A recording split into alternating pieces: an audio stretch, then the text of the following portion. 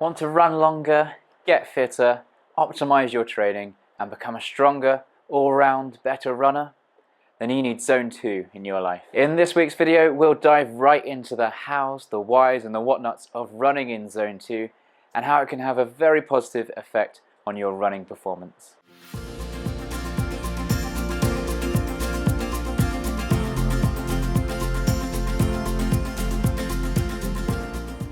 Hello and welcome back to The Vegan Runner.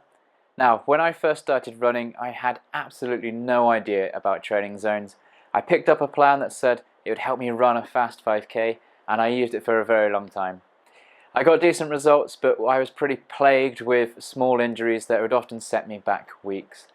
I've since learned that most of my training was being performed in moderate to hard zones, and there was very little easy running, as I had this misconception that runners shouldn't be getting in too many junk miles. I was in this high intensity training world, and if I didn't feel like I had worked hard in a run, it didn't feel like I was improving. And the research says that I'm not alone. Most recreational runners of all levels spend a lot of time in moderate to high intensity zones, as much as 50% of their training week. And it seems quite counterintuitive as well. You'd assume most people wouldn't be achieving their goals because they're not running hard enough or training hard enough. And I think it's easy to get stuck in a bit of a negative feedback loop where you're not performing as you wish. You then blame it on the intensity of the workouts, make the training harder, perform at about the same level, or even worse, end up injured. Most studies of elite athletes show that they spend 80% of their time running at a low intensity and just 20% of their time at high intensity. The top athletes in the world are only pushing themselves hard for the minority of their training week and winning races and breaking world records, so what works for them will probably work for us too. It doesn't make sense to train really hard for 50% of your training, and if that was the secret to success, all of the top athletes would naturally be falling into this ratio, and we'd see it a lot more in their training programs. Still not convinced? Well, studies have shown that running in Zone 2 has been proven to increase your aerobic capacity. This is your ability to run faster for longer, and it also strengthens the type 1 muscle fibers, making them more efficient at burning fat and clearing lactate from your muscles. There's also the mental benefits of running easier for most of your training to consider. Running hard and pushing yourself in almost every workout takes a lot of mental energy to achieve. It can lead to demotivation if you don't hit the desired paces or your body doesn't perform as you want it to. By running in Zone 2, you take out all of that stress and you take it out of your workout. You forget about pace, you can listen to your body rather than your watch or your mile splits.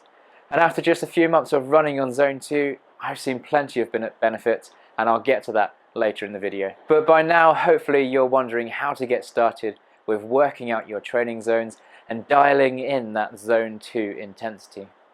Now, there are plenty of ways to do it, but I like to use heart rate. You can use pace and also something called perceived effort, as well as power if you have a fancy foot pod.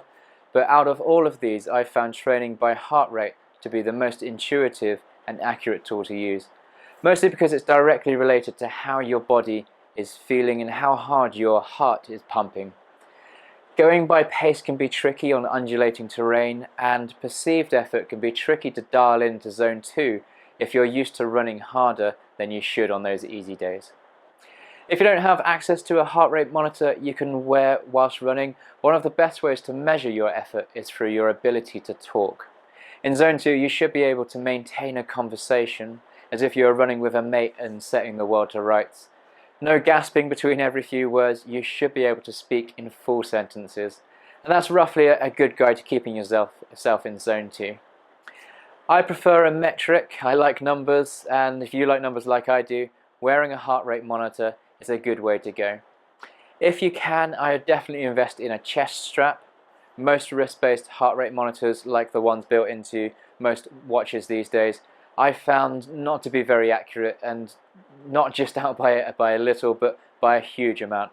I remember running a 5k PB and apparently only having an average heart rate of 147. Now it felt more like 200, so it was definitely way off. If you're not too keen on wearing something around your chest, you can also buy heart rate monitors that strap onto your arm. I've heard that they're just as accurate as a chest monitor, so if you don't like the idea of having something around your chest, then that might be an option for you. Once you've got yourself a heart rate monitor, the next thing to do is perform something called a lactate threshold heart rate test. It sounds more complicated than it is. One way of doing it is to warm up for 10 minutes, run at about a 90% effort for 30 minutes, then take the average heart rate for the last 20 minutes of your run. This heart rate is your lactate threshold heart rate, and you can pop that into numerous different calculators on the web. I like the 8020endurance.com calculators, and they will work out all of your training zones for you. Now, there can be some downsides to getting started in zone 2. You're likely going to be running a fair bit slower than you would normally, and it can feel a little demoralizing. Just hang in there. Your aerobic capacity will improve, and for most people, you'll gradually be able to run a little faster and stay within zone 2 as your body adapts. It's not going to happen overnight, but you will get there. And remember, you only have to run slower on those zone 2 runs. And here's another thing: if you do take the majority of your training in this easier intensity, you'll find that you're able to give more in your harder workouts and run even faster and push your body even harder during these. It really is a win-win, but it feels different to start with. It does just take a little bit of a mindset adjustment. Just keep telling yourself, I'm running this slow to run fast on my fast days. I'm running this slow because I want to run longer and stay healthy. Another issue some people can find is that running up even small hills can throw them out of zone 2 really quickly, and they have to walk to keep themselves in the zone. This is okay, and once again, with discipline, your body will adapt and you'll gradually have to walk less and less. I went through this myself, and until I looked deeply into zone 2 training, I would never have considered walking a hill. I would just plow through. For the last 5 months though, I've been taking that moment to ease up when the heart rate begins to climb into zone 3 and walk if I need to.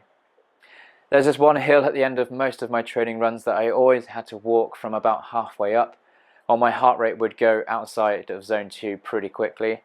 And little by little over the weeks, I've noticed that I was stopping further and further up the hill until now I don't stop at all. My aerobic capacity has improved and my body has adapted to the harder efforts that the hills present. What this now means is that I'm finding all hill running a lot easier than I used to. Sometimes it literally feels like I'm floating up the side of the hill with nice quick feet and light legs. It begins to feel effortless, and there's nothing like that feeling when you're running. Zone 2 running has also meant that I'm running a lot more than ever. Last year I ran a total of 800 miles. Just 5 months into 2021 and I've already ran about 650 miles already. Now, alongside a great training plan that has me running 80% in zone 2 and 20% in the other zones, this means I look set to beat my half marathon PB in 2 weeks' time. It's looking like I can go from a 1:26 half marathon to a 1:20 or maybe even lower. For me, that's a huge improvement, and the biggest change to my training since my last PB has been running in zone 2 and changing the balance of my intensity within the plan. If you start off running in zone 2 and find it difficult, hang in there. It will get easier, and with discipline you'll build a much stronger foundation that will keep you running longer, give your body the base it needs to run faster and to progress to achieve your goals. Now, I'd love to hear your thoughts on zone 2 training, so let me know down in the comments below. And if you've got any questions, feel free to ask and I'll do my best to help and answer you down in the comment section below. As always, thanks for watching, and until the next one, be the best you.